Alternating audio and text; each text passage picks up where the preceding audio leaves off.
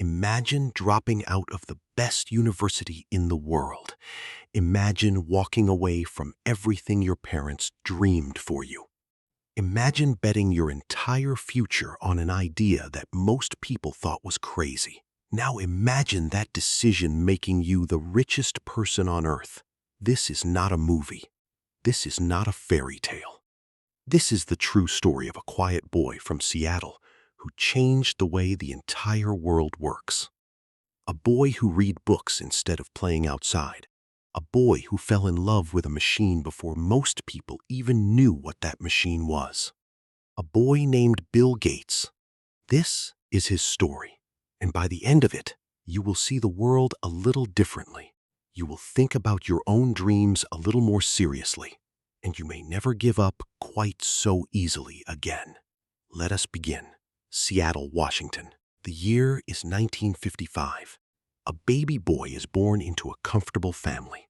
His father, William Gates Sr., is a successful lawyer. His mother, Mary Gates, is a smart and driven woman who sits on the boards of important companies. They name their son William Henry Gates III.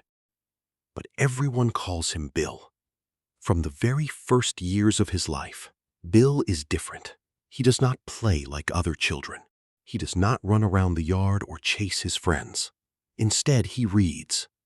He reads everything.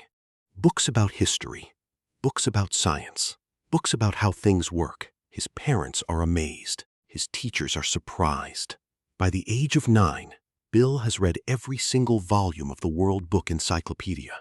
Not just parts of it, all of it. His mother, Mary, watches him carefully. She is proud. But she is also a little worried. Bill, she says one evening at dinner, you have been in your room all day again. Did you go outside at all today? Bill looks up from his book. I was thinking, he says simply. His father smiles. What were you thinking about? Everything, Bill says. And he means it. The family is warm and close. They eat dinner together every night. They talk about ideas, about the news, about what is happening in the world. Bill is encouraged to speak his mind, to argue his point, to defend what he believes. These dinner-time conversations shape him deeply. He learns to think clearly. He learns to express himself. He learns that his opinion matters. But school is a different story. Bill is smart. Everyone can see that. But he is bored. He finishes his work before anyone else. He asks questions the teacher cannot answer. He challenges ideas that other students accept without thinking. Some teachers love him. Others find him exhausting. One teacher, however, sees something special. Her name is Mrs. Caffier. She teaches at Lakeside School, a private school in Seattle, where Bill is enrolled at the age of 12. She is strict but fair. She pushes her students hard. And on the first day of class, she gives the students a problem that has no easy answer. Bill sits quietly for a moment. Then he raises his hand. I think I know a way to solve it, he says. The teacher looks at him. Go ahead. And Bill explains his thinking in a way that is so clear, so logical, that the whole class goes silent. Even the teacher pauses. She writes something down in her notes that day. One word next to Bill's name. That word is exceptional. But the real turning point comes later that same year, and it comes from a machine. Lakeside School is unusual for 1968. In 1968, computers are enormous. They fill entire rooms. They cost millions of dollars. Ordinary people never see them, never touch them. But a group of parents at Lakeside School raise money to buy computer time for the students. They want to give the children a chance to experience this new technology. The machine is not in the school. The students connect to it through a teletype terminal. They type on it and the machine responds. It is slow. It is clunky. It is nothing like the computers we know today. But to Bill Gates, it is magic. The first time he sits down at that terminal, something inside him lights up. He feels it in his chest. He feels it in his fingers. He types a command. The machine responds. He types another. The machine responds again. He sits there for hours. He does not want to leave. His friend is watching him. Bill, we have class in 10 minutes. Bill does not look up. Just 5 more minutes. 5 minutes becomes an hour. An hour becomes a day. A day becomes weeks. Bill is completely, totally, absolutely obsessed. He begins skipping other classes to spend more time at the terminal. He sneaks out of his dormitory at night to use the computer when no one else is around. He teaches himself programming. He makes mistakes. He fixes them. He makes more mistakes. He fixes those too. He falls asleep at the keyboard and wakes up and starts again. There is a boy at school who shares this obsession. His name is Paul Allen. He is 2 years older than Bill. He is tall, quiet, and deeply curious. The two boys meet at the terminal one afternoon and immediately connect. "Have you tried writing a loop yet?" Paul asks. "Yes," Bill says. "But I keep getting an error. Show me." They sit together and work through the problem. Side by side, 2 boys and a machine. Neither of them knows it yet, but they are beginning one of the most important partnerships in the history of technology. Bill and Paul are different in many ways. Paul is calmer, more patient. Bill is intense, competitive, and relentless. But they balance each other perfectly. What one lacks, the other has. Together, they are unstoppable. The computer time at school is limited, and it costs money every time they use it. Bill and Paul quickly run out of their allowance, paying for computer time. They need more time, more access, more everything, and so they do something remarkable for their age. They make a deal. A company called Computer Center Corporation has a new machine. It has bugs, problems, errors that no one can fix. Bill and Paul offer to find and fix those bugs. In exchange, they get free computer time. The company agrees, and so 2 teenage boys go to work. They test the machine. They find the errors. They write reports. They fix problems. And in return, they get hours and hours of free computer time. Hours they use to teach themselves more, to build more, to dream more. Bill is 13 years old, and he is already working like a professional. One night, Paul is reading a magazine. He finds an article about a company that has written a new programming language. He shows it to Bill. Bill reads it carefully. He reads it again. His eyes are bright. "We could do this," he says. "Do what?" Paul asks. "Write programs, real programs, and sell them." Paul is quiet for a moment. Then he nods slowly. "Maybe." But Bill is not saying maybe. Bill is saying yes. Bill is always saying yes. Their first real project together is a program that measures traffic flow. They call their little company Trafo Data. They build it. They try to sell it. And it fails. It does not work the way it should. The demonstration goes badly. The client is not impressed. Bill is disappointed. But he is not defeated. He writes down what went wrong. He thinks about it. He learns from it. And he moves on. This is one of the most important things about Bill Gates. He fails. He fails more than once. But he never lets failure be the end of the story. For him, failure is always just the beginning of the next lesson. High school ends. Bill has remarkable grades. He scores 1590 out of 1600 on his SAT exam. It is one of the highest scores in the country that year. He is accepted to Harvard University, one of the best schools in the world. His parents are overjoyed. His mother wraps her arms around him. Tears are in her eyes. "I am so proud of you," she says. Bill smiles. But in his mind, he is already thinking about something else. Harvard is everything his parents wanted for him. It is full of brilliant people, fascinating classes, endless opportunities. Bill studies hard. He makes friends. He challenges his professors. He argues in class. He reads constantly. But something is missing. He is restless. He cannot sit still with ideas. He needs to build things. He needs to create things. He needs to make something real.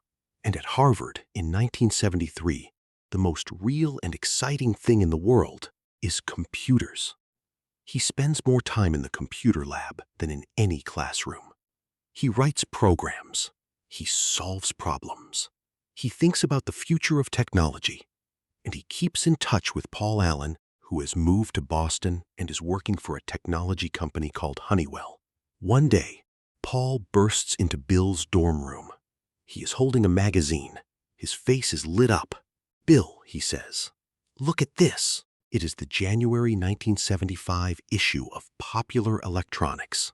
On the cover is a small computer called the Altair 8800. It is a kit computer, a machine you build yourself. It has been made by a small company in New Mexico called MITS. It has almost no software.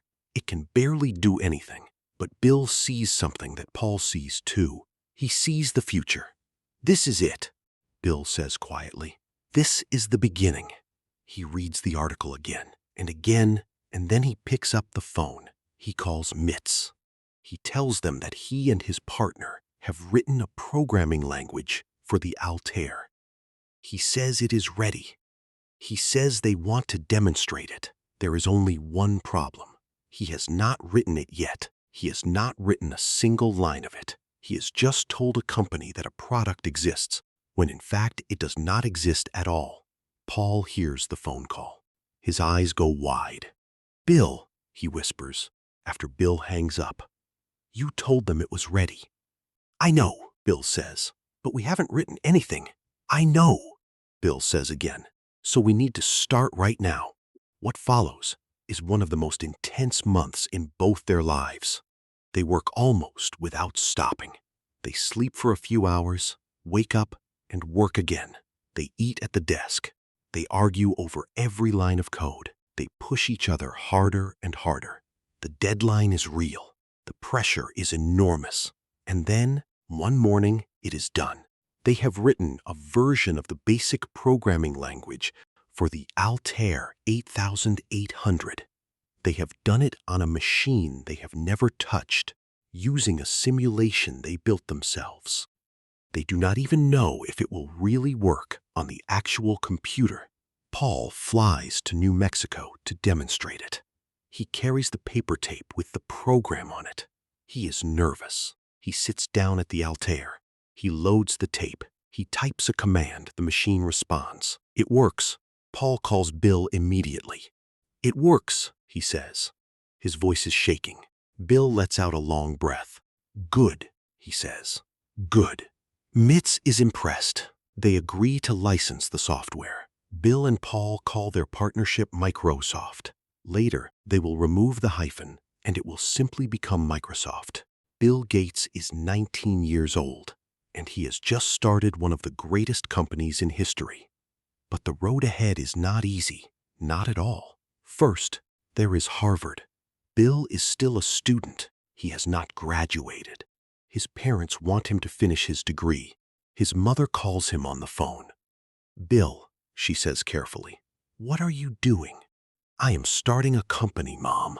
There is a silence on the line. "A company," she repeats.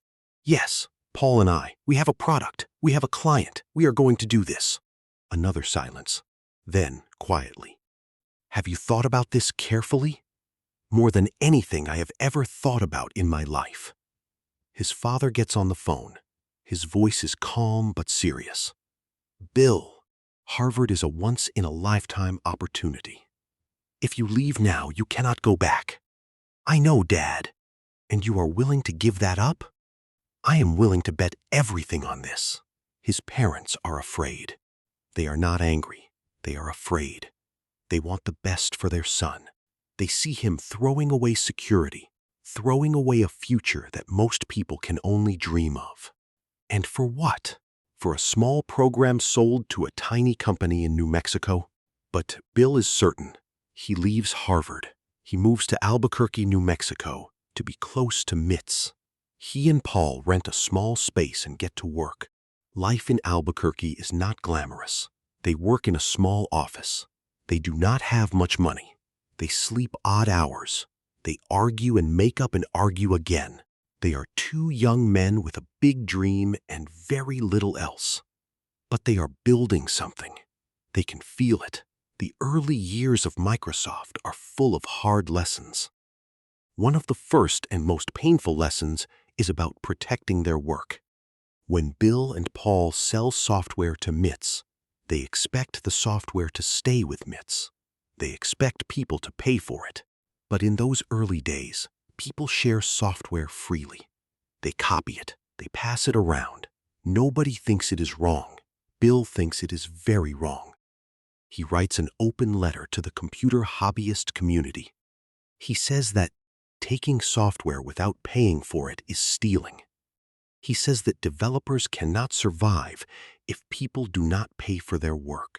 He says that if this continues, there will be no incentive to write good software. Many people are angry at him. They call him greedy. They say software should be free. They do not like his message.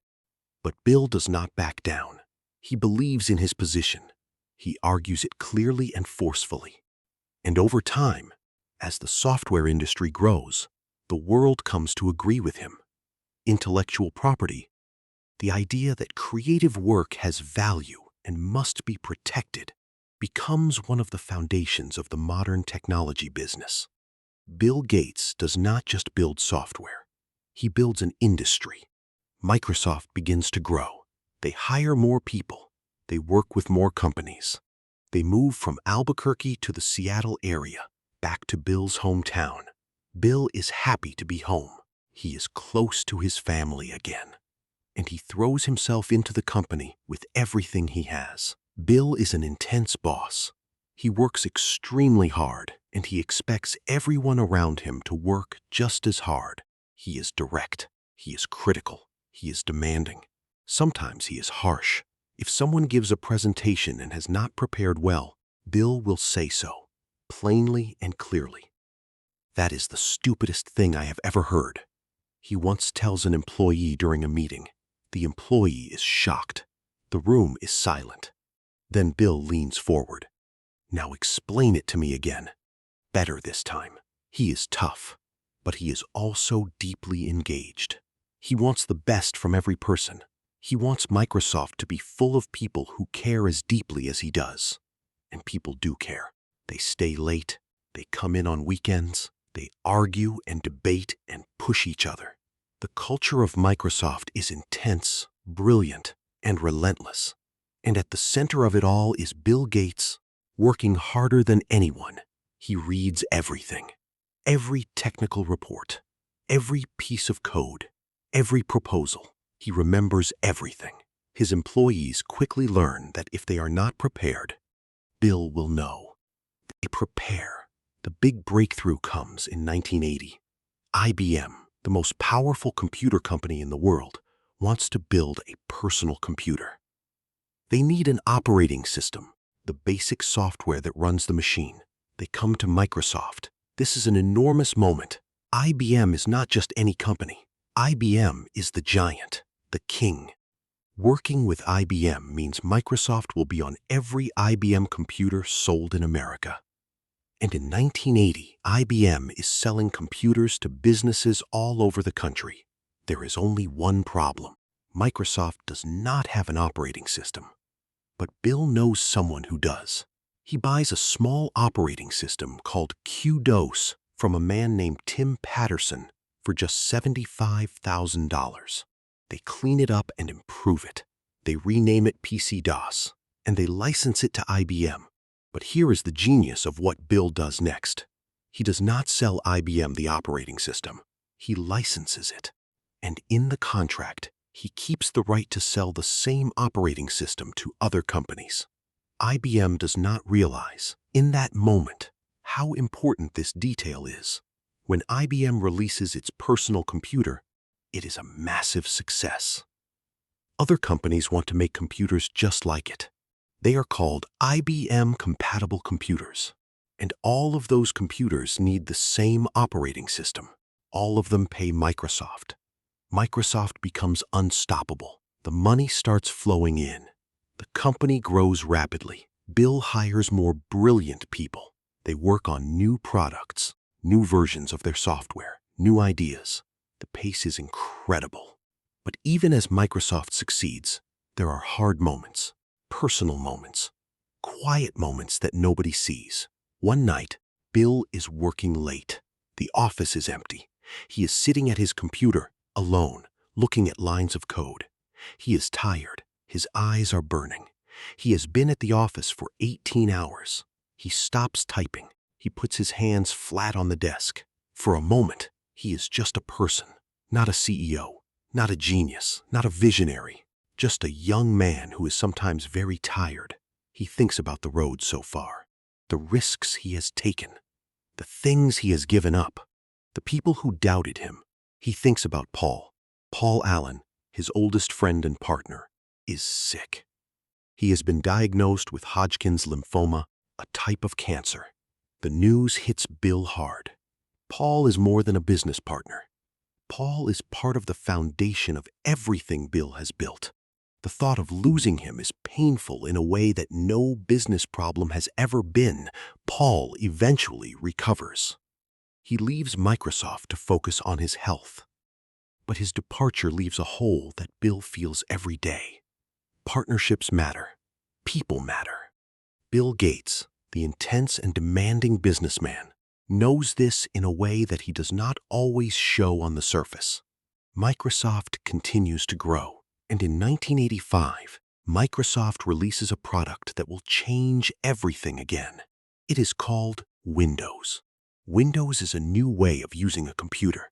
Instead of typing commands into a screen, users can click on pictures and icons. They can open windows, move things around, see multiple programs at once. It makes computers easier to use. It makes computers possible for people who are not programmers, not engineers, not technical experts. Ordinary people can now use computers. The first version of Windows is not perfect. Critics say it is slow. They say it is buggy. They say it is not as good as what Apple has already done. Bill reads every criticism. He thinks about every complaint, and he goes back to work. Version by version, year by year, Windows improves. And with each improvement, more people buy it. More companies build software for it. More of the world runs on Microsoft. By the 1990s, Microsoft Windows is on 90% of the personal computers on Earth. Let that sink in for a moment. 90%. Every school, every office, every home, almost every computer in the world runs software that Bill Gates built. The boy who read the encyclopedia, the boy who snuck out of his dormitory to use the computer terminal, the boy who called a company and promised them software he had not yet written. That boy has changed the world. In 1994, Bill Gates becomes the richest person on Earth. He is 38 years old. The press goes wild. People write articles about his house, his habits, his diet, his routines. He becomes one of the most recognized faces on the planet. People argue about him. Some love him. Some fear him. Some think he is a genius. Some think he is ruthless. But Bill does not care too much about what people think of him. He cares about what Microsoft is building next. During this time, Bill also finds love. Her name is Melinda French. She is smart, warm, and strong. She works at Microsoft. They meet at a company dinner. Bill is not the most romantic man. He is awkward in social situations sometimes. He talks about software at dinner. He reads on vacations. But Melinda sees past all of that. She sees a man who truly, deeply cares, who wants to understand everything, who is loyal and thoughtful, even if he does not always show it in the usual ways. They date for several years. And in 1994, they get married. The wedding is beautiful and private. They are happy. Bill and Melinda begin to build a life together. They have 3 children, Jennifer, Rory, and Phoebe. Bill, the man who is always in a hurry, always thinking about the next thing, learns to slow down at home. He reads bedtime stories. He helps with homework. He goes on school trips. He is not a perfect father. He admits that. There are times when he is distracted, times when work pulls him away, but he tries. He genuinely tries, and his children grow up knowing that their father loves them. His mother, Mary, is there for all of this. She is proud of her son in ways she cannot fully express. She has watched him from the beginning, from the small boy who read the encyclopedia, from the teenager who snuck out of his dormitory, from the young man who dropped out of Harvard. But then, something breaks her family's heart. Mary Gates is diagnosed with breast cancer. Bill is devastated. He has faced many challenges in his life: business challenges, technical challenges, personal challenges, but nothing prepares him for watching his mother become ill. He spends as much time with her as he can. He flies home. He sits with her. He holds her hand. He talks to her about things that have nothing to do with computers or business.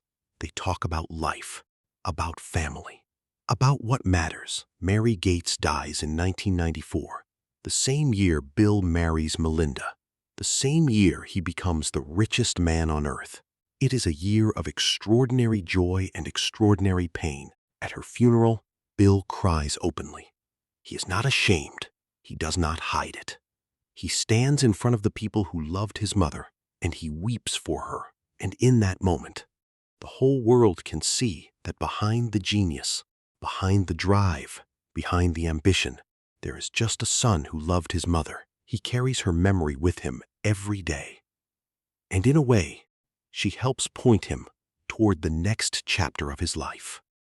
A chapter that many people say is even greater than everything that came before. Because building Microsoft, becoming the richest man on earth, changing the way the world uses computers, none of that is Bill Gates's greatest achievement.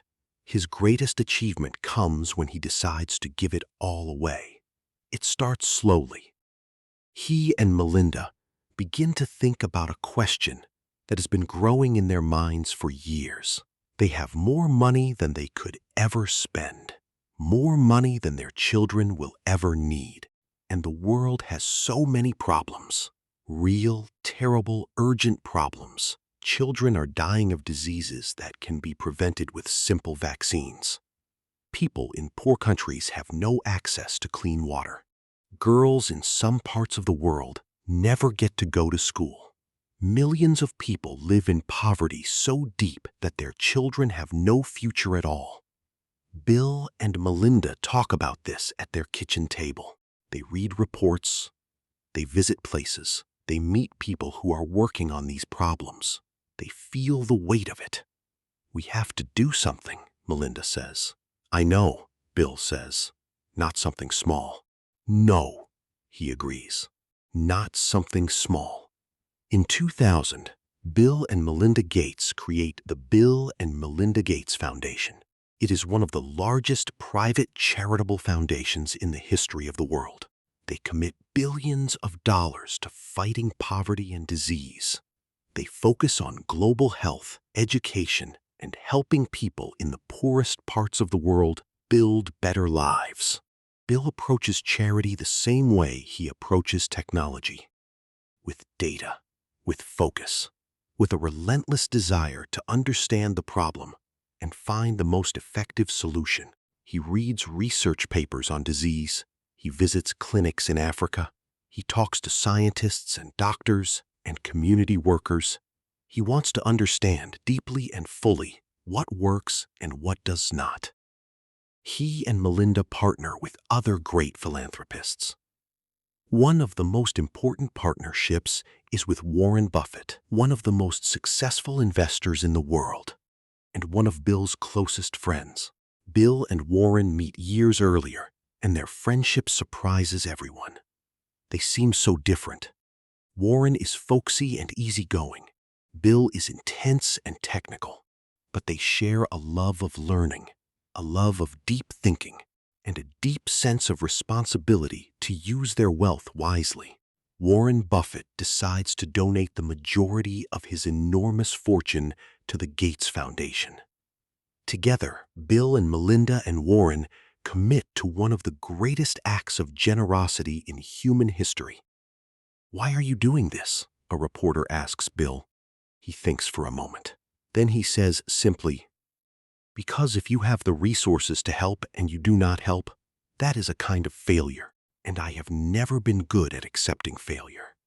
The work of the Gates Foundation saves lives, not hundreds, not thousands, millions.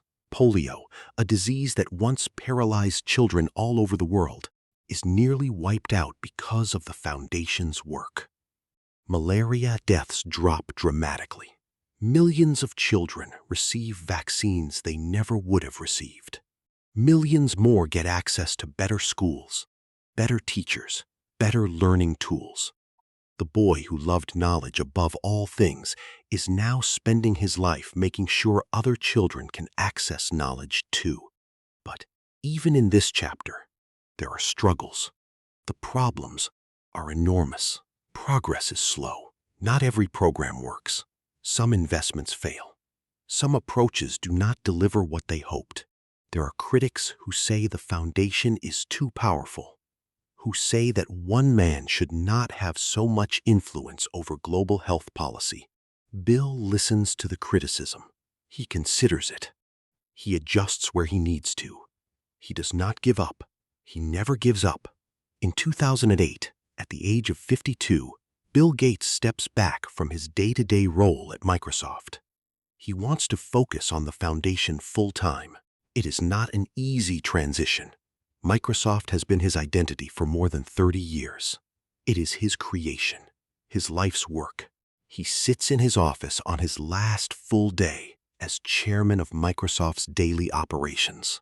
He looks around at everything: the whiteboards covered in notes, the stacks of technical books, the view out the window toward the Cascade Mountains. This room has held so many of his hours, so many of his ideas, so many of his battles. He thinks about the journey, the terminal at Lakeside School, Paul Allen standing beside him, the phone call to MITS, the sleepless nights in Albuquerque, the IBM deal, Windows, the years and years of building, arguing, pushing, creating. It has been worth it. He takes a deep breath. He stands up, and he walks out. The next chapter is waiting. Around this time, Bill takes up a habit that he has maintained for years. It is something very unusual for one of the busiest and most successful people on the planet. He calls it Think Week. Twice a year, Bill Gates goes away completely alone. He goes to a small cabin in the Pacific Northwest. He takes no meetings, no phone calls, no emails, just books, research papers, and his own thoughts. He reads for 14 to 18 hours a day. He reads about technology, science, climate change, disease, economics, education, and anything else that catches his attention. He writes notes. He thinks deeply. He makes connections between ideas. He has always known that his greatest strength is not just working hard. It is thinking clearly. And to think clearly, he needs silence. This habit is one of the secrets behind his continued success and growth. While most people are too busy to stop and think, Bill Gates deliberately creates space to do nothing but think. And from that thinking comes new ideas, new priorities, and new paths forward. At the cabin, during one of these Think Weeks, he reads a research paper about climate change. He reads it carefully, the way he reads everything. He feels the same feeling he felt in 1975 when he saw the Altair 8800 on the cover of Popular Electronics. This is urgent. This is real. This has to be addressed. He begins to direct more energy toward climate change. He writes about it.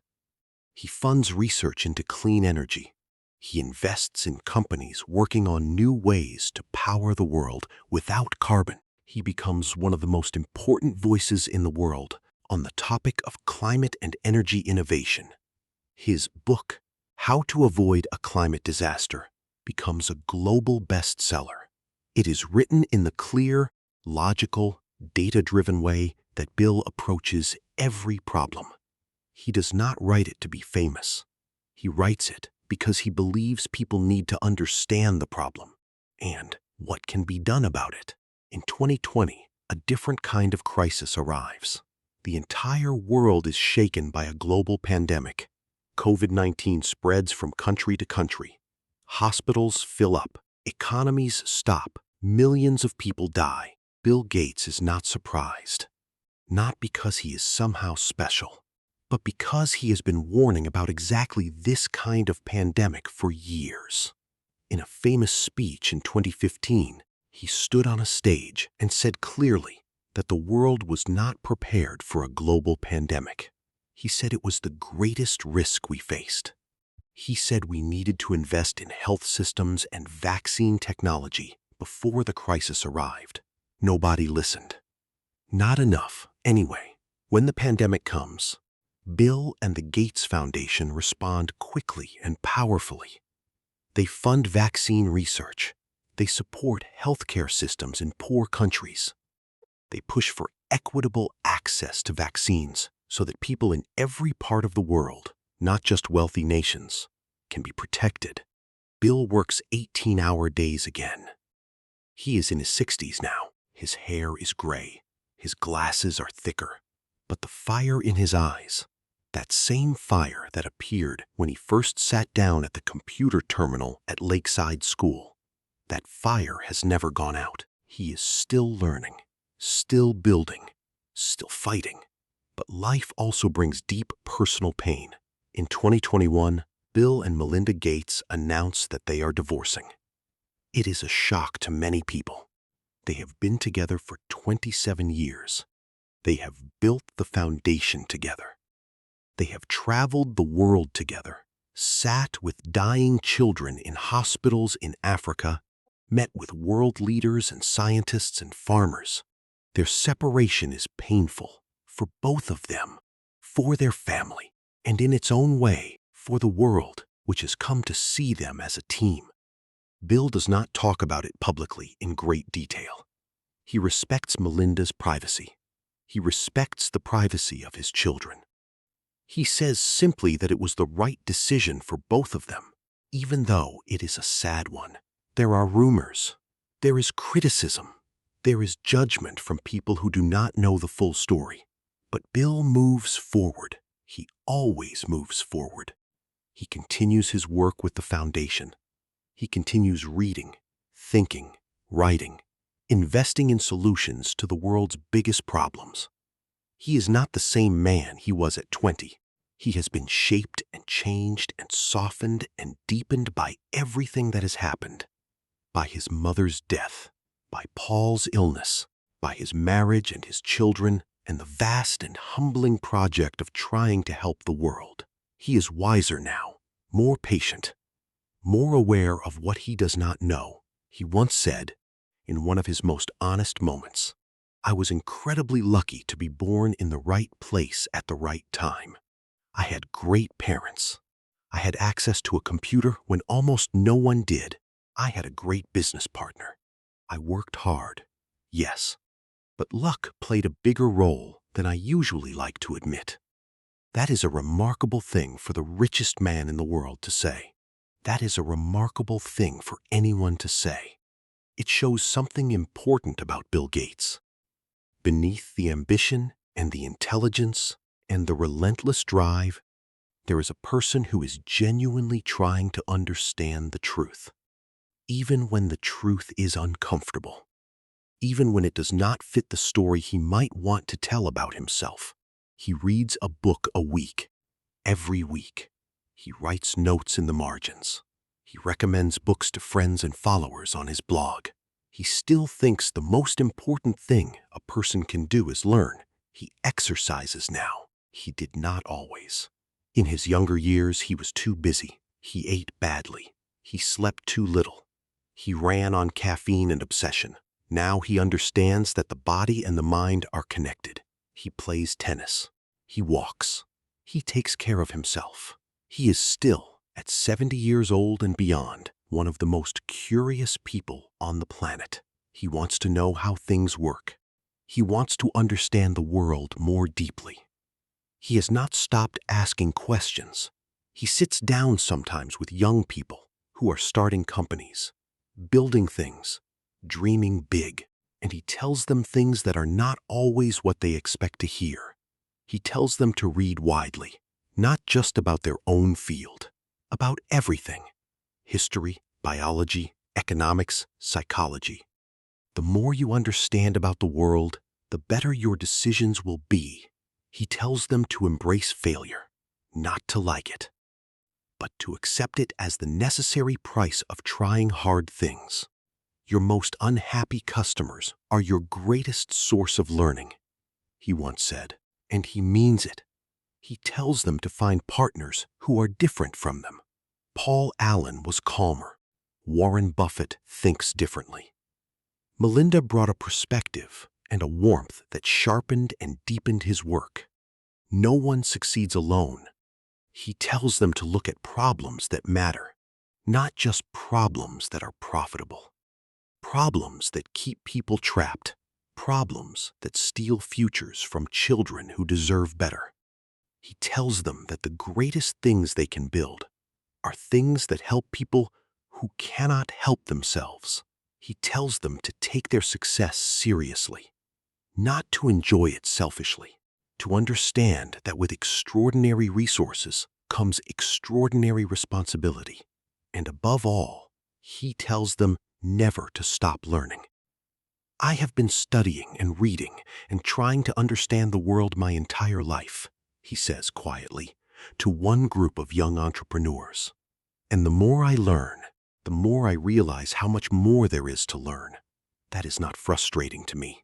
That is the most exciting thing I can imagine. They look at him, this man, this legend, this person who changed the world from a teenager's bedroom, from a small office in Albuquerque, from the terminals of Lakeside School. And they believe him because they can see it in his face. He is still lit up, still curious, still hungry. The fire has never gone out. Let us step back now and look at this life from a wider view. Bill Gates is born in 1955 in Seattle. He is a strange, brilliant child who reads encyclopedias and talks too much at dinner. He discovers computers at 12 and immediately knows, in his bones, that this is where the future lives. He teaches himself programming. He finds a partner in Paul Allen. He calls a company and promises them software he has not written. He writes it anyway. He drops out of Harvard. His parents are afraid. He is certain. He builds Microsoft from nothing. He works harder than almost anyone. He makes deals that change the industry. He creates Windows and puts a computer in almost every home on Earth. He becomes the richest person in the world. And then, at the height of his wealth and power, he decides that building things is not enough, that having things is not enough, that the measure of a life is not what you accumulate, but what you do with what you have. He gives away most of his fortune. He fights disease. He funds vaccines. He champions education. He speaks plainly about climate change when it is not popular to do so. He warns about pandemics years before they arrive. He reads books about everything. He thinks deeply. He never stops. He is not a saint. He has made mistakes. He has been harsh. He has been wrong. He has had failures in business and failures in his personal life. He carries sadness as well as joy, but he has never stopped trying to get it right. He has never stopped learning. He has never stopped caring. And that, perhaps, is the most important thing of all. There is a boy right now, somewhere in the world, sitting at a computer. Maybe it is an old laptop in a small apartment. Maybe it is a tablet in a school in a village far from any city. Maybe it is a phone, cracked and worn, held in a child's hands late at night. That child is curious. That child is learning. That child has a question burning in their mind, a problem they want to solve, a world they want to understand. Bill Gates was that child once. And he did not just find answers to his own questions. He built the tools that help every other child find theirs too. That is a life well lived. That is a story worth telling. Think about where you are right now. Think about the dreams you have. Think about the moments when you felt like giving up, when the problem felt too big, when the path felt too steep, when the people around you doubted you or did not understand. Bill Gates felt all of that. He dropped out of the world's best university. He promised something he had not built. He lost his partner to illness. He lost his mother to cancer. He built an empire and then chose to give it away.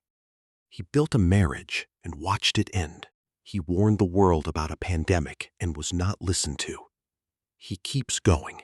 He keeps going because he believes that tomorrow can be better than today, that problems can be solved, that the world can change, that one person working hard with the right idea at the right time can make a difference that lasts for generations. You have that power too. Maybe your idea is not about software. Maybe it is about art, or medicine, or teaching, or farming, or building homes, or writing books, or making music that helps people feel less alone. It does not matter what the idea is. What matters is that you believe in it enough to do the work, to keep going when it is hard, to learn from every failure, to find the people who can help you go further than you could go alone. And when you succeed, to remember the people who have nothing, to turn around and reach back, to use what you have built to make the world a little less dark for someone who needs the light. Bill Gates was a boy who loved to read, who loved to think, who found a machine and felt the future in his fingers. He never let go of that feeling. Neither should you. Moral of the story: true greatness is not measured by how much you earn or how much you know. It is measured by how much you give back, how much you keep learning, and how much you refuse to stop when the world tells you to. Work hard. Think deeply. Fail forward. And when you reach the top, reach back down and bring others with you.